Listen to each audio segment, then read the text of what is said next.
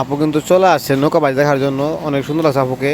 পাশে কিন্তু অনেক বাদাম, নিমটি, অনেকের দোকান, অনেকগুলো দোকান বসছে এখানে।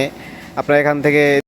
হ্যালো গাইস, আজ আমরা আসলাম নবাবগঞ্জ দাউদপুর নৌকা বাইছে। দেখুন ছোটো ছোটো নৌকায় কিন্তু নৌকা বাইচ দিচ্ছে তারা। ছোটো নদী, ইসামতি নদী, নদীটি কিন্তু অনেক চাপানো।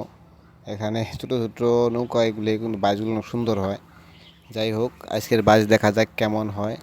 আমরা আসছি এত দূর থেকে, বলধারা থেকে আমরা গেছি বাইচ দেখার জন্য। দেখো এই যে দেখতে পাচ্ছেন যে তাদের যে একটা রীতিনীতি, তারা কিন্তু বাৎসরিকভাবে এই নৌকা বাইচ তারা পালন করে থাকে।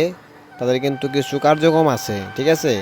কার্যক্রমের মাধ্যমে কিন্তু তারা বাৎসরিকভাবে এই নৌকা বাইচটি উদযাপন করে। তাই কিছু হিন্দু সম্প্রদায়ের লোক, তাদের কোনো পূজা আছে এরকম একটা কিছু। যেমন উনি দেখতে পাচ্ছেন যে কৃষ্ণ কৃষ্ণ রূপে কিন্তু উনি বাঁশি নিয়ে হাতে নৌকার ভিতরে নৃত্য করতেছে, ঠিক আছে। এরকম আরও দেখেন কত মেয়েরা কত সুন্দরভাবে সেজে নৌকাটাও কিন্তু মাশাল্লাহ অনেক সুন্দরভাবে সাজাইছে, ফুল দিয়ে সাজাইছে একবারে। এটা তাদের বাস। এই নৌকা পাইছে দাঁতপুর, নবাবগঞ্জ।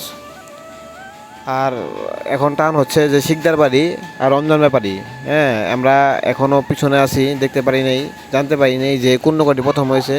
সামনেই আপনার হচ্ছে হলো ফিনিশিং পয়েন্ট, সেখানে দেখা গেছে, সেখানে থেকে জানা যাবে কিছুক্ষণের মধ্যে যে কোন নৌকাটি প্রথম হয়েছে। আমার আশা করি যে শিকদার নৌকাটি প্রথম হয়েছে। আমরা এটা একটা ধারণা করে রাখছি যে এখানে নদীতে প্রচুর কুচুরি পানা, যার কারণে বোট চলাচলে বাধা বিঘ্ন হচ্ছে।